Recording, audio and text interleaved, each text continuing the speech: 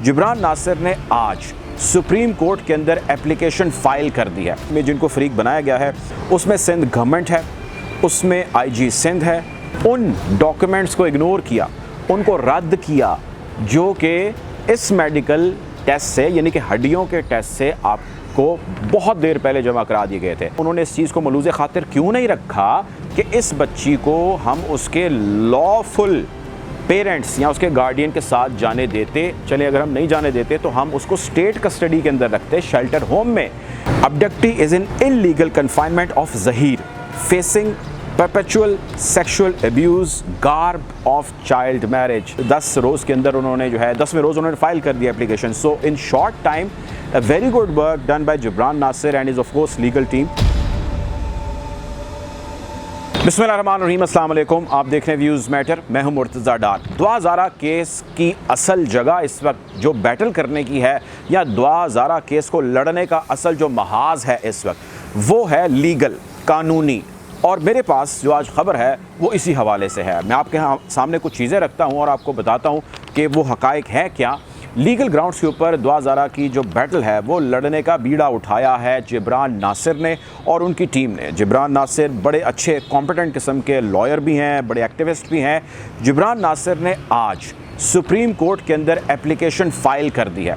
उन्होंने अपनी पिटिशन दे दी है, वहाँ पे उनसे दरख्वास्त कर दी है सुप्रीम कोर्ट से आज की इस तारीख के अंदर कि आप based on these facts, based on these points, based on these objections आप हमारी इस दरख्वास्त को एक्सेप्ट कीजिए और हमें इजाज़त दीजिए कि हम सुप्रीम कोर्ट यानी आपके सामने जो है यहाँ पर पेश हो सकें और एक केस चल सके।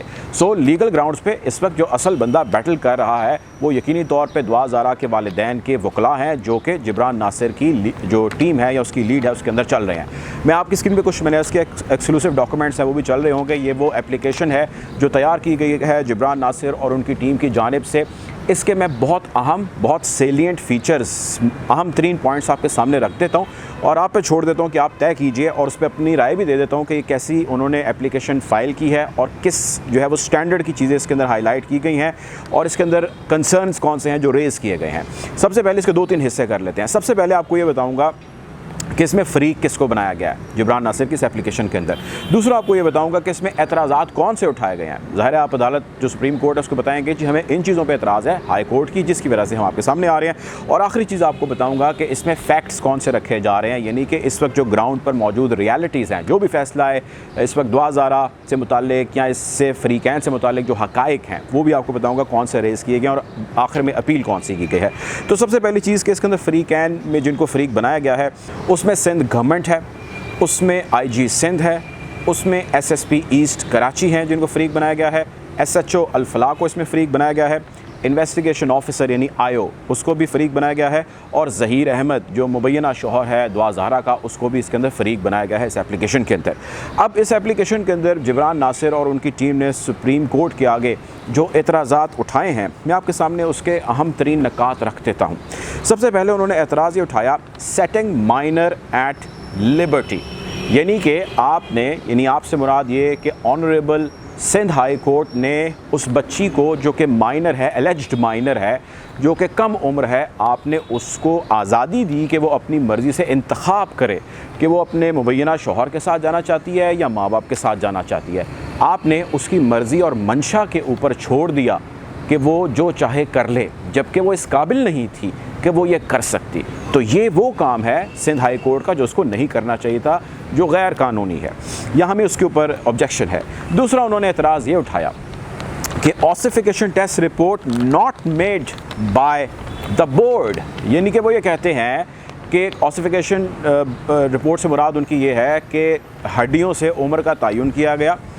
हड्डियों से उम्र का तयन करने पर आपने एक डॉक्टर की मेडिकल रिपोर्ट को फौकियत दी, जबकि आपने मेडिकल बोर्ड बनाना भी मुनासिब नहीं समझा, जबकि ऐसा बनाना रूटीन का हिस्सा है। ऐसे केसेस में रूटीन में मेडिकल बोर्ड बनाया जाता है और उनसे कहा जाता है आप मुख्तलिफ़ तरीक़ों से एग्ज़ामिन कीजिए, सिर्फ ऑसिफिकेशन या हड्डियों का टेस्ट ना करें, आप हर तरह से जो भी टेस्ट अवेलेबल हैं वो करें और उस पर एक मुतफ़िक़ा राय दें अपनी।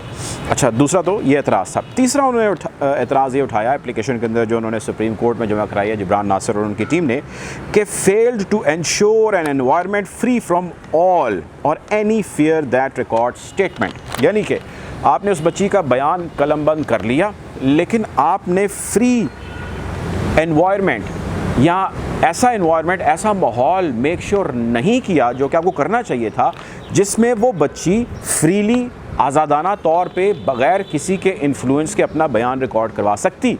तो आपके जब इल्म में था कि वो जिस पार्टी के साथ या जो अपने उसका मुबैना शौहर है जिसके साथ वो रह रही है तकरीबन 2 माह से ज़ायद अरसे से, तो ज़ाहिर है उस पर उसके बहुत सारे प्रेशर्स हैं, फियर्स हैं, खौफ हैं, डर हैं, तो आपने एनवायरनमेंट फ्री जो है उसको मेक श्योर नहीं किया, आपको करना चाहिए था।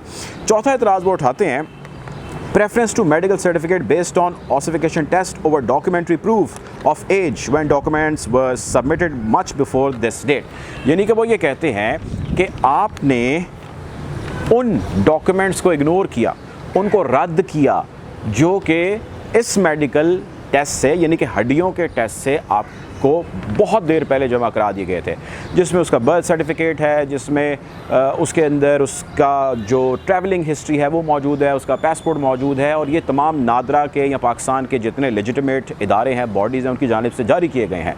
तो आपको मोहतरम अदालत को वो ये कहते हैं सिंध हाई कोर्ट को कि जब आपको इस मेडिकल टेस्ट से बहुत देर पहले ये डॉक्यूमेंट जमा कराए गए हैं तो आपने इनको इग्नोर क्यों किया, किस वजह से किया, आप उसका रीज़न दीजिए।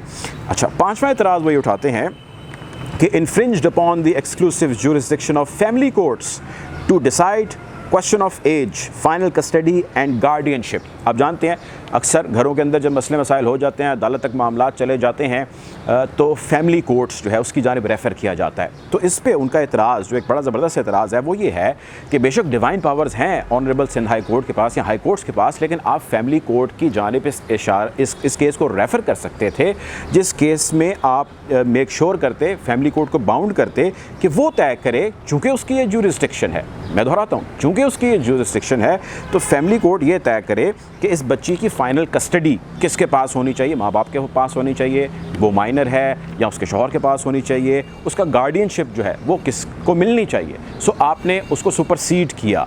बहरहाल इसको उन्होंने काबिल एतराज़ समझा और उन्होंने यहाँ पर मेंशन किया। छठा एतराज़ जो उन्होंने उठाया वो ये उठाया, why minor was not sent to natural and lawful guardians / parents or to a shelter home under such or under state custody till age gets clear। बहुत ज़बरदस्त ये एतराज़ है और इसके ऊपर मैं वैसे पहले रिपोर्ट बना भी चुका हूँ। मुख्तसरन वो ये कहते हैं ऑनरेबल सुप्रीम कोर्ट से कि जब ऑनरेबल सिंध हाई कोर्ट ने इसके ऊपर फ़ैसला सुनाया तो उन्होंने इस चीज़ को मलूज़ खातिर क्यों नहीं रखा कि इस बच्ची को हम उसके लॉफुल पेरेंट्स या उसके गार्डियन के साथ जाने देते। चले अगर हम नहीं जाने देते तो हम उसको स्टेट कस्टडी के अंदर रखते, शेल्टर होम में।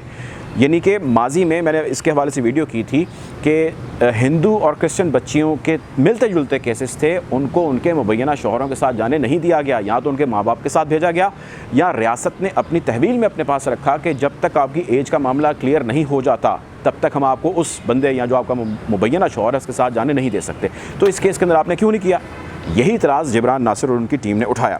अच्छा, ये छः मेन बड़े एतराज़ात हैं जो उन्होंने उठाए हैं। इसकी खैर फर्दर डिटेल और क्लासिफिकेशन है, डॉक्यूमेंट आप देख रहे होंगे अपनी स्क्रीन पे। मैं इसको बहुत सिंप्लीफाई कर रहा हूँ हमारे नाजरीन के लिए।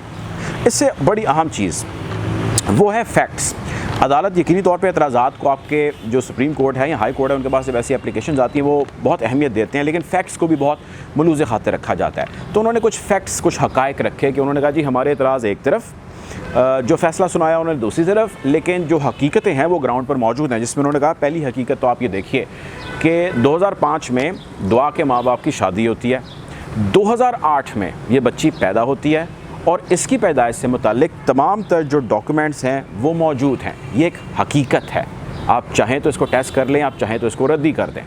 दूसरा उन्होंने कहा कि आपने जो लड़की थी वो किडनैप हुई 14 साल की उम्र में, और उसको किडनैपर जो है या जिसने किडनैप किया वो है ज़हीर।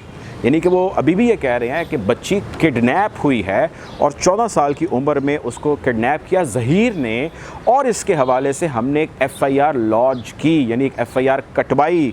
और FIR जब हमने कटाई तो उसके अंदर हमने ट्रैफिकिंग का जिक्र किया, यानी कि हमें यह डर था और हमने FIR में लिखा कि हमारी बच्ची को अगवा किया गया है और हमें डर है कि उस बच्ची को ट्रैफिक कर दिया जाएगा या उसको स्मगल कर दिया जाएगा किसी और मुल्क में। हम उस पर कायम हैं ये एक हकीकत है, ये एक फ़ैक्ट है। बेशक सिंध हाई कोर्ट ने कहा है कि जी ऐसा नहीं है, लेकिन हम अभी भी उस चीज़ के ऊपर डिपेंडेंट हैं या हम रिलाई करते हैं या हमारा फ़ैक्ट एक फ़ैक्ट रहेगा। सो उसको जहन में रखिए आप, अगर आप इसको एक्सेप्ट करते हैं। तीसरी चीज़ वो कहते हैं कि ये भी एक फ़ैक्ट है कि 4 से 5 मरतबा ऑनरेबल सिंध हाई कोर्ट ने पुलिस को ऑर्डर दिया और कहा कि आप दुआ को रिकवर करें, लेकिन पुलिस रिकवर ही नहीं कर पा रही थी, जिसकी वजह से उन्होंने वर्ड यूज़ किया कि स्ट्रिप्ट जो है उन्होंने किया उस वक्त के आईजी को, यानी उसको सख्त उन्होंने सज़ा दी और आईजी को रिमूव कर दिया। ये एक हकीकत है। तो इसके अंदर आपने जिस भी आंसर से इस चीज़ को देखना है, आप देखिए कि एक आईजी हट गया, लेकिन उन्होंने एक ख़ास वक्त तक उस बच्ची को बाज़याब नहीं कराया। चौथा वो फैक्ट ये बताते हैं, why no medical board was made. ये एक हकीकत है और हमेशा रहेगी कि मेडिकल बोर्ड नहीं बनाया गया। भाई आप इस हकीकत को झुटला नहीं सकते, तो ये आपके रिकॉर्ड का हिस्सा रहना चाहिए। पाँचवा वो कहते हैं कि लाहौर हाई कोर्ट ने कैरी किया सिंध हाई कोर्ट का फ़ैसला, यानी कि लाहौर हाई कोर्ट के पास एप्लीकेशन गई कि हमें तंग किया जा रहा है। आपको याद होगा, इसके ऊपर मैंने आपको एक वीडियो करके बताया, जिसमें मैंने आपको ये बताया कि जो ज़हीर है उसकी माँ का कहना यह है कि पुलिस हमें हरास कर रही है। तो जो एप्लीकेशन पुटअप की गई थी, लाहौर हाई कोर्ट ने उसको एज़ इट इज़ सुना और पुलिस को मना कर दिया और उसको खारिज कर दिया उन्होंने, या उसके ऊपर उन्होंने अपना शॉर्ट ऑर्डर दे दिया।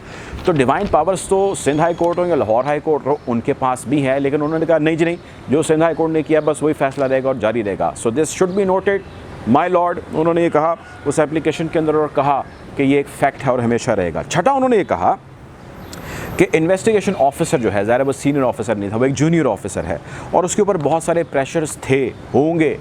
इसके ऊपर एक ऐसा बंदा तैनात वैसे होना चाहिए जो कम से कम एसपी लेवल का हो। ये एक फ़ैक्ट है, आप चाहें तो इसको अपने तरीके से देख सकते हैं।